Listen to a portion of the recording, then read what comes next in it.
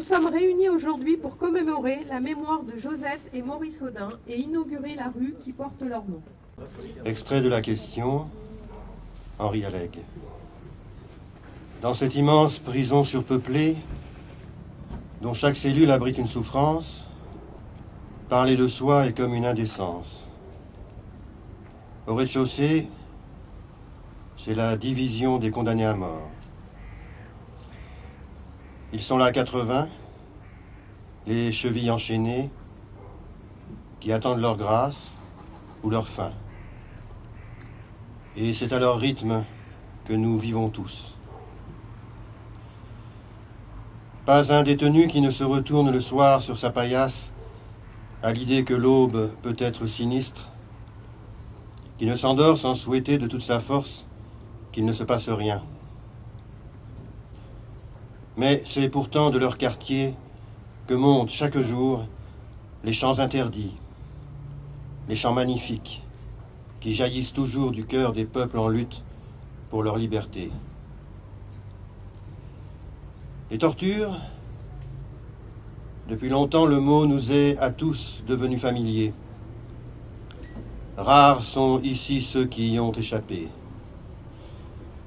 Aux entrants à qui l'on peut adresser la parole, les questions que l'on pose sont, dans l'ordre, arrêtés depuis longtemps, torturés, para ou policiers. Mon affaire est exceptionnelle par le retentissement qu'elle a eu. Elle n'est en rien unique. Ce que j'ai dit dans ma plainte, ce que je dirai ici, illustre d'un seul exemple ce qui est la pratique courante dans cette guerre atroce et sanglante.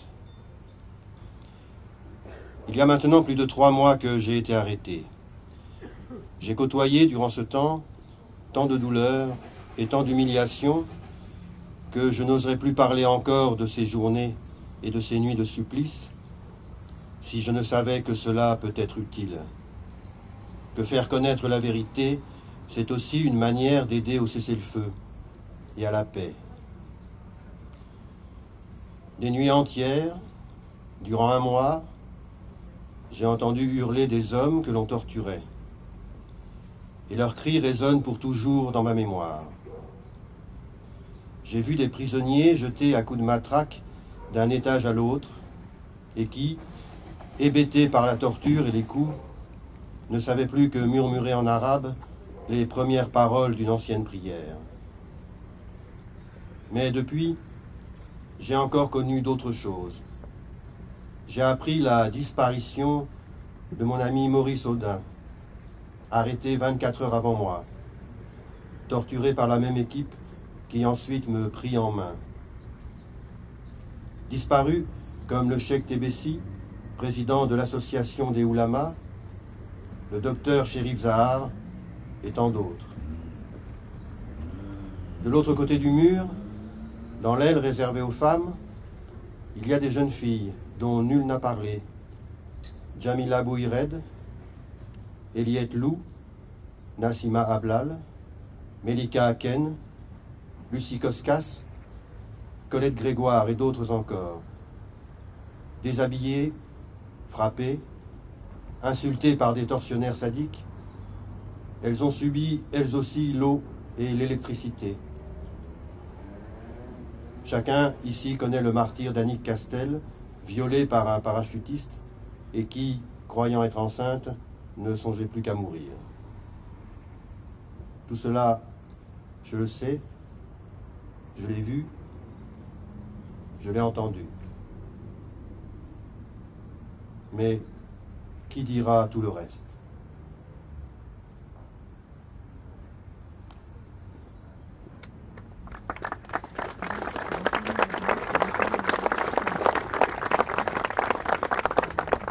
Allocution de Monsieur Pierre Audin.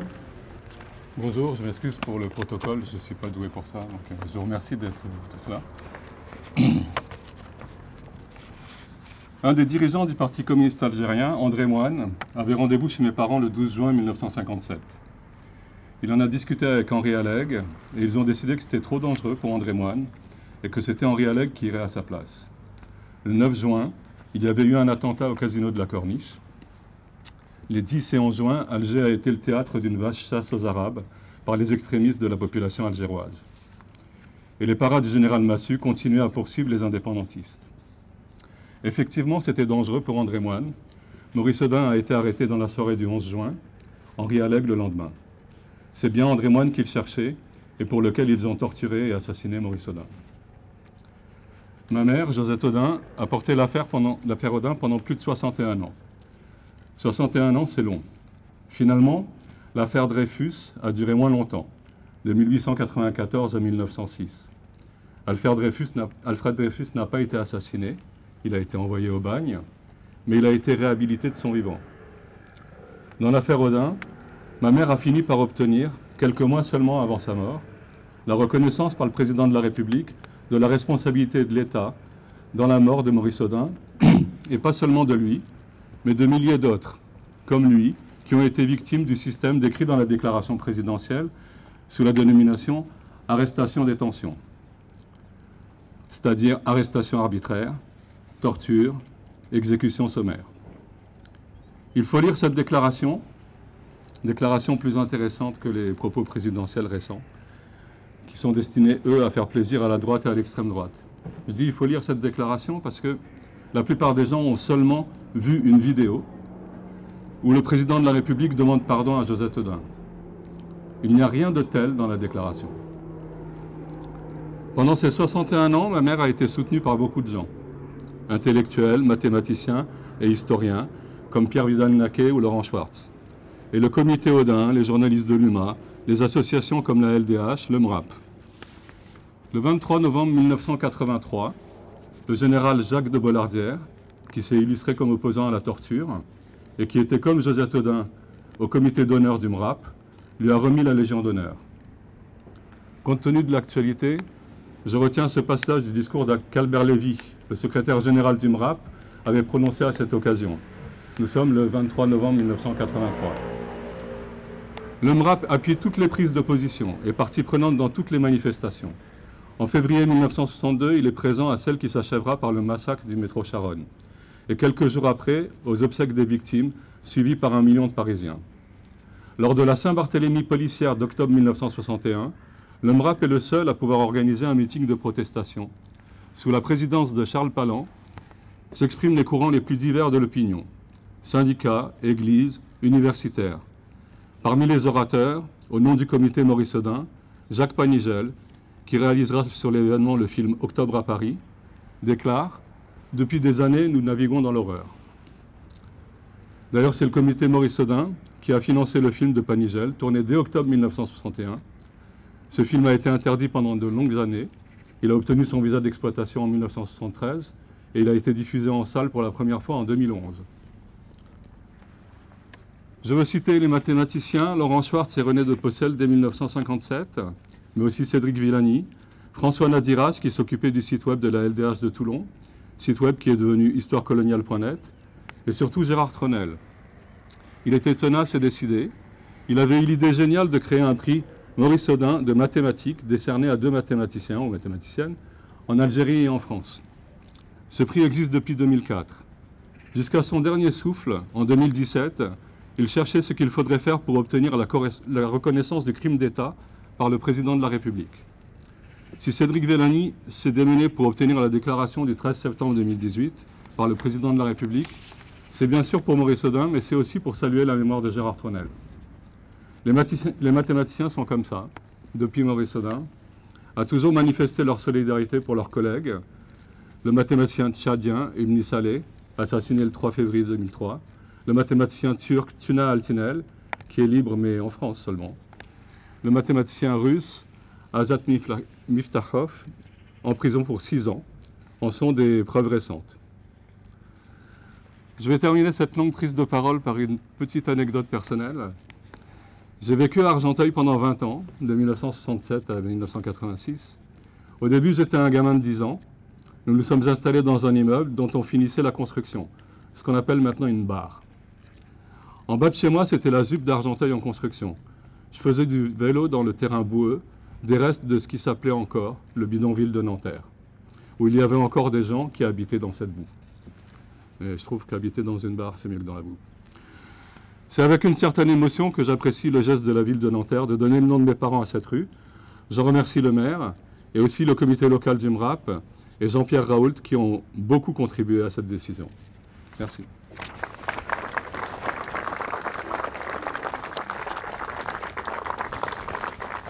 Allocution de Madame Fatia Hassanine, représentante de l'association Josette et Maurice Audin. Bonjour à tous. Je voudrais remercier au nom de l'association Josette et Maurice Audin, Monsieur Patrick Jarry, maire de Nanterre, le conseil municipal et l'équipe qui, à la mairie, a préparé cet événement, ainsi que le comité local du mouvement contre le racisme et l'amitié entre les peuples et la section locale de la Ligue des droits de l'homme qui en ont porté le projet. Je remercie également tous ceux qui se sont battus pour que cette rue soit inaugurée aujourd'hui dans la ville de Nanterre, ville où l'histoire de la ville est liée avec celle de l'Algérie, notamment cet anniversaire du 17 octobre 61. Ces citoyens nantériennes et nantériens ont vu évoquer le nom de leur ville sans cesse dans l'histoire de la France avec l'Algérie, une reconnaissance historique et exemplaire. Alger, 1957. Le général Massu reçoit au mois de janvier les pleins pouvoirs des mains du chef du gouvernement français, Guy Mollet.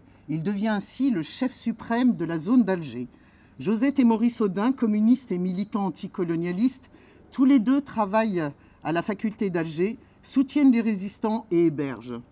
Josette et Maurice Audin partagent le même amour de l'Algérie, de ses peuples, de ses traditions, le même rejet du colonialisme, la même conviction que les Algériens ont droit à la dignité et à l'autodétermination. Ils ont 25 et 26 ans. Mardi 11 juin 1957, il est 23 h. Nos enfants le plus jeune, Pierre a 1 mois, Pierre que vous voyez là, sont à peine couchés lorsque les paras viennent frapper à la porte. J'ai la naïveté de leur ouvrir, sachant très bien en réalité ce qu'une visite aussi tardive peut signifier. Ces hommes venus prendre mon mari me diront, en partant, « S'il est raisonnable, il sera là dans 1 heure. » Il n'a pas dû être raisonnable, car je ne l'ai jamais revu. Les militaires campent dans l'appartement pendant 4 jours. Josette reste seule avec eux et son mari ne revient pas. 4 jours avec ses 3 enfants, en bas âge, et ces militaires qui occupaient les lieux, certainement avec une certaine arrogance, surveillant tous ses faits et gestes. Elle cherche à savoir ce qu'est devenu son mari, attend des heures dans les salles d'attente, avec dans les bras ses enfants. Le 21 juin, on l'informe que son mari s'est évadé. Elle n'y croit pas du tout et porte plainte à Alger pour enlèvement. Elle porte plainte et se retrouve face aux juges de la colonisation, des hommes qui défendaient leur homologue colonisateur et ne se sont jamais penchés sur la vie de cette femme et de ses 3 enfants. Pierre Vidal-Naquet dénonce et fait parler de l'affaire en France. Des avocats se relaient pour la défendre. Laurent Schwartz fait soutenir la thèse de Maurice Audin, in absentia, à Paris en décembre 1957. Le comité Audin, dont fera partie Josette Audin, est créé. Des publications, des écrits font connaître l'histoire de Maurice Audin en France. La justice prononce des non-lieux à toutes les plaintes déposées par Josette Audin. Mais malgré les grands moments de solitude, elle travaille, élève seule ses enfants, continue à se battre pour connaître la vérité et retrouver le corps de son mari. Elle quitte l'Algérie en 1966 en passant par le Maroc, l'Espagne dans une voiture avec ses 3 enfants. Et elle dit « J'ai pris des choses importantes, des livres et des photos. » Ces livres, ces photos, notamment de Maurice Audin avec ses enfants, nous les avons vus dans les différentes interviews de Josette. Elle ouvrait les chemises où étaient rangées avec minutie les plaintes, les documents de tous les journaux qui avaient évoqué l'affaire Audin sous le regard du beau jeune homme qui habite aussi cet appartement, ce regard qui approuve la détermination de Josette Audin. Elle a traversé le temps, veuve, si jeune. À 26 ans, la vie est devant nous, discrète et imposante. Elle enseigne les mathématiques. L'amour des maths, c'est une histoire de famille. Elle a continué à faire vivre Maurice Audin. Il n'y aurait pas d'affaire Audin sans Josette Audin, disait sa fille Michel. Et pourtant, elle a vécu des passages à vide, des décennies sans que l'affaire Audin ne soit évoquée, jusqu'au jour où le général Borgne fait des confessions publiques en 2001. Révoltée à nouveau, elle porte plainte pour séquestration. Cela va durer 61 ans. Et Josette Audin continue à se battre, écrivant à tous les présidents de la République sans réponse. Et enfin, la visite d'Emmanuel Macron à son domicile le 13 septembre 2018. Quand il y a des gens comme Josette qui se battent pendant des décennies sans rien lâcher, ça oblige, a dit Emmanuel Macron quand il lui a rendu visite, pour lui demander pardon et pour lui apporter le message que les archives seront ouvertes pour connaître la vérité sur les exactions qui ont eu lieu en Algérie. Enfin, on va peut-être savoir. Cela n'a pas duré longtemps, cette embellie de l'histoire, car en décembre 2018, de nouveau les archives sont fermées avec encore plus de contraintes. Elle a réussi à rendre Maurice Audin, son mari, immortel. Sa détermination et son courage imposent le respect et l'estime.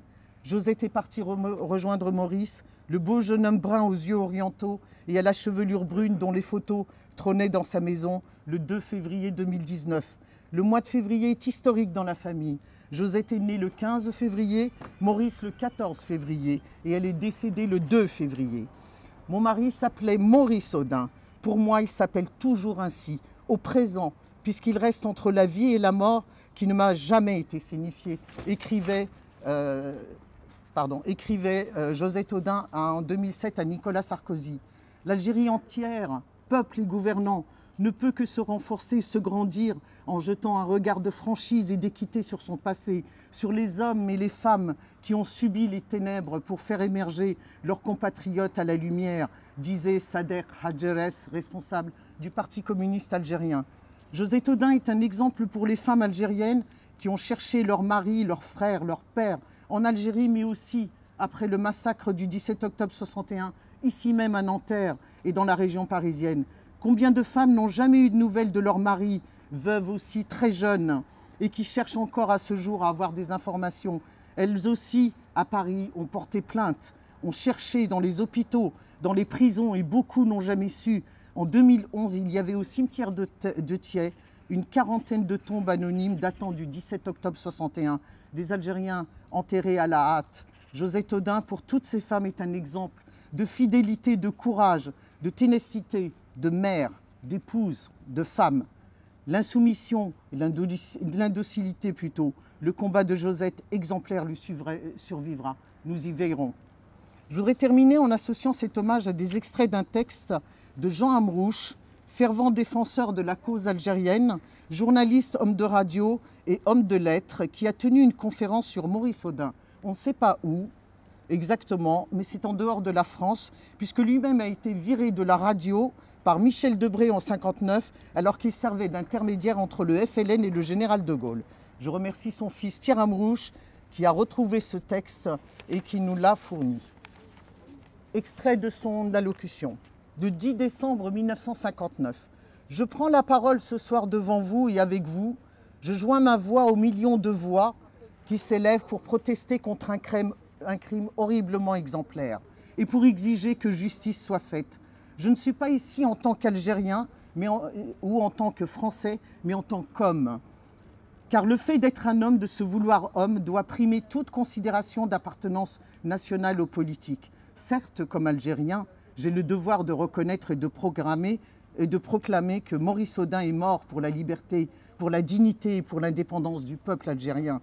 De dire que le sacrifice de Maurice Audin engage le peuple algérien à faire figurer son nom parmi ceux des héros qui sont morts pour lui, à honorer sa mémoire et à reporter sur sa femme et sur ses enfants les effets de la dette sacrée qu'il a contractée à l'égard de Maurice Audin. Non, dans la personne de Maurice Audin, c'est l'homme même et les exceptionnelles vertus morales, les qualités souveraines de l'esprit qu'il incarnait, que ses bourreaux ont voulu humilier et réduire. C'est la part la plus précieuse de l'homme, celle qui fait que, selon le mot de Pascal, l'homme passe infiniment l'homme, la part divine de l'homme qui était visée et niée par les tortionnaires et par les assassins de Maurice Audin.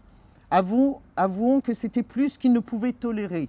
Ce témoin vivant de l'honneur d'être un homme, il fallait, par le mouvement d'une affreuse logique, qu'il disparaisse, car il ne pouvait escompter ni son ralliement, ni sa complicité, ni son silence. Son existence à elle seule portait une terrible accusation contre eux et contre le système dont ils étaient et demeurent les instruments. Attester que l'homme a droit au respect, à la dignité, à la culture, au pain, qu'il a droit à une patrie dans un pays où ses droits élémentaires sont refusés à un peuple depuis 130 ans. C'est bien plus qu'il ne pouvait supporter le colonialisme aux abois et ses chiens savants et féroces. La cause de Maurice Audin, c'était bien par-delà toute cause nationale et politique et transcendante à ces dernières, la cause de l'homme, qui proclame que le droit à l'honneur d'être homme est un droit naturel, inconditionnel et imprescriptible. Voilà pourquoi le crime fut horriblement exemplaire. Un attentat contre l'homme, contre cela qui dans l'homme appartient à chacun et à tous, contre l'honneur de l'espèce humaine tout entière. C'est pourquoi devant vous et avec vous, je crie « Justice pour l'homme au nom de l'homme ». L'association Josette et Maurice Audin poursuivra son combat pour que tous ceux, Français et Algériens, qui furent comme Maurice Audin, victimes de ce système politique, torturés et assassinés, qu'ils soient identifiés et reconnus et que leurs corps puissent être retrouvés. Nous demandons l'ouverture des archives qui ont été de nouveau fermées après la communication du président de la République, afin que les historiens, les chercheurs puissent mener à bien leurs travaux et que la vérité puisse être reconnue. Nous demandons une déclaration forte de la France sur la colonisation de l'Algérie et sur les crimes et injustices qu'elle a fait subir au peuple algérien. Josette et Maurice Audin rêvaient d'une Algérie indépendante, démocratique, laïque. Ainsi, l'association Josette et Maurice Audin est solidaire des combats du peuple algérien. Merci à vous.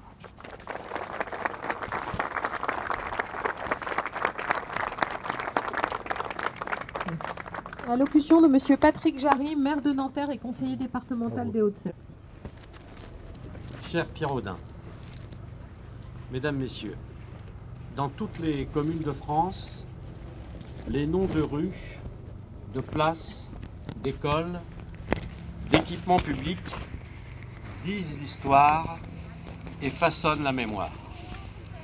À Nanterre, à travers plusieurs noms de rues, l'histoire de la guerre d'Algérie est restituée dans toutes ses vérités, sans en occulter aucune.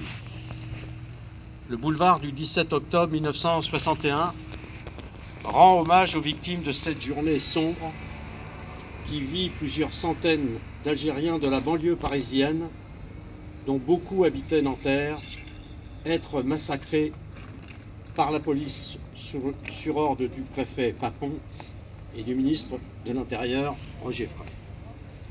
Et je me réjouis qu'hier, après 60 années de déni, un président de la République se soit enfin associé à la reconnaissance de ce crime d'État.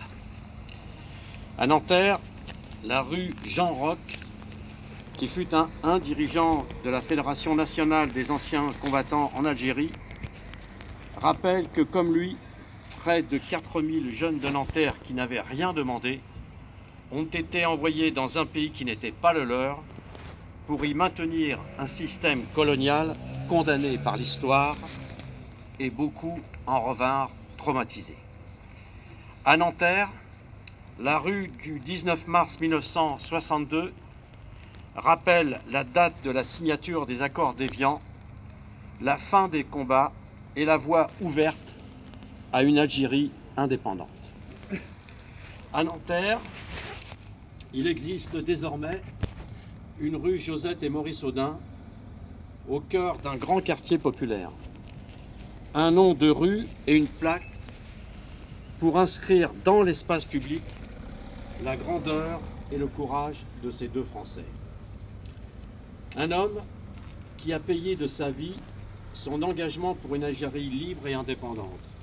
Une femme qui a combattu le colonialisme et s'est mobilisée toute sa vie pour que soit enfin reconnue la vérité et la mort de Maurice Audin, enlevé, séquestré, torturé et assassiné par des officiers de l'armée française. Le 11 juin 1957 est le dernier jour de vie commune de ce jeune couple. Maurice Audin a 25 ans, il est assistant de mathématiques à la faculté d'Alger. Fils de militaire, il est né en Tunisie et a grandi à Alger, où il vit désormais avec sa femme et leurs 3 enfants. Maurice et Josette Audin sont alors des jeunes militants du Parti communiste algérien. L'une des rares formations politiques à compter dans ses rangs des Français et des Algériens qui ont en commun de vouloir l'indépendance de ce pays. Josette et Maurice Audin ont des convictions. Il considère que la présence française en Algérie n'a aucune légitimité, que le système colonial maintient des millions d'Algériens dans la pauvreté et la servitude, que ce peuple doit librement décider de son avenir. Ils ont des convictions, ils mènent des actions, ils prennent des risques, parce que dans l'Algérie de 1957, en pleine bataille d'Alger, les Français qui s'opposent à la domination coloniale sont peu nombreux. Ils sont considérés comme des traîtres, qu'il faut neutraliser, ce qui, dans le vocabulaire militaire, signifie éliminer. Le 11 juin 1957, des officiers de l'armée française frappent à la porte du couple. Ils arrêtent et emmènent Maurice Audin vers une destination inconnue. Il est difficile d'imaginer le tourment de la famille Audin, pour qui l'incertitude durera plusieurs semaines. Je tiens d'ailleurs à remercier très sincèrement Pierre Audin pour sa présence et son discours, lequel restitue de manière beaucoup plus intime et personnelle que je ne saurais le faire ce que cette affaire a coûté à sa famille. À 2 reprises, Josette Audin reçoit des nouvelles de son mari. On lui annonce que Maurice Audin a été assigné à résidence, puis qu'il s'est évadé lors d'un trajet en jeep. Le trucage de l'histoire se met en place. Le 14 juillet 1957, Josette Audin dépose une plainte contre X pour homicide. Aucune suite n'y est donnée. C'est le début de l'affaire Audin. On sait désormais quel était le sort de Maurice Audin. Arrêté à son domicile, il a été conduit dans un immeuble près de la place Elbiard, puis torturé et assassiné quelques jours plus tard. On sait également que le principal instigateur de cet événement et de cette mort a été le lieutenant Charbonnier, qui non seulement n'a pas été inquiété, mais a pu poursuivre sa carrière et a obtenu la Légion d'honneur avant de mourir. Ce qui explique en grande partie la résonance de l'affaire Audin, c'est le fait qu'un universitaire, un citoyen français puisse disparaître du jour au lendemain, être enlevé, séquestré et torturé à mort par des officiers de l'armée de son pays au nom de la raison d'État. Combien de Maurice Audin ont dû affronter l'épreuve de la torture? Certains connus, comme Henri Allègre, d'autres anonymes, la plupart algériens, morts sans sépulture, la tête plongée dans un bassin d'eau glacée, le corps attaché à une chaise électrifiée. L'utilisation systématique de la torture pendant la guerre d'Algérie à une grande échelle par l'armée de notre pays est une page sombre qui entache l'image d'une France qui a fait naître partout en Europe la valeur universelle des droits humains. En donnant une rue de Nanterre le nom de Maurice Audin, nous contribuons à faire connaître ce qui a été tout autant un crime d'État qu'un mensonge d'État. Et si nous sommes là aujourd'hui, si nous pouvons faire œuvre de mémoire, c'est en grande partie à une femme, à une combattante que nous le devons. Josette Audin est née à Alger, elle est de nationalité française comme son mari, adjointe en mathématiques dans un lycée d'Alger, elle milite avec Maurice Audin au Parti communiste algérien pour l'indépendance de ce pays où elle a grandi. Quand Maurice Audin est arrêté, elle a 26 ans. Plusieurs décennies durant, elle ne cesse de demander que vérité et justice soient rendues à son mari. De bataille juridique en lettres ouvertes, Josette Audin verra passer 8 présidents de la République avant que l'un d'eux ne réponde enfin à sa demande. Le 13 septembre 2018, Emmanuel Macron reconnaît publiquement la responsabilité de l'État dans la disparition de Maurice Audin. Je cite, « mort sous la torture du fait du système institué alors en Algérie par la France ». Dans ce combat, Josette Audin a pu compter sur le soutien infaillible de nombreux amis et militants réunis au sein des comités Audin et qui sont avec nous ce matin. Puis de l'association Josette et Maurice Audin et des historiens qui se sont emparés de l'affaire, notamment Pierre Vidal-Naquet. Le journal L'Humanité a lui aussi joué un rôle essentiel dans la médiatisation de l'affaire. Il a permis de donner de la visibilité au combat sans relâche de Josette Audin et de ses soutiens. C'est cette exigence de vérité et de justice que nous portons aujourd'hui à Nanterre en donnant à une rue de notre ville ces deux noms indissociablement liés, Josette et Maurice Audin. D'autres villes l'ont fait avant nous, à commencer par Alger, où il existe une place Maurice Audin en plein centre de la capitale. Par les idées qui étaient les leurs, par leur engagement et par leurs actes, Maurice et Josette Audin font honneur à la France. Et nous sommes fiers, à Nanterre, de lier notre ville à leur histoire. Merci.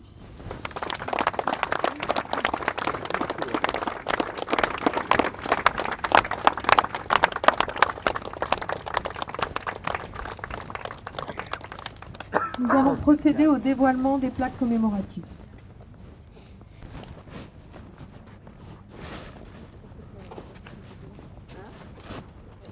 Je me mets une pierre.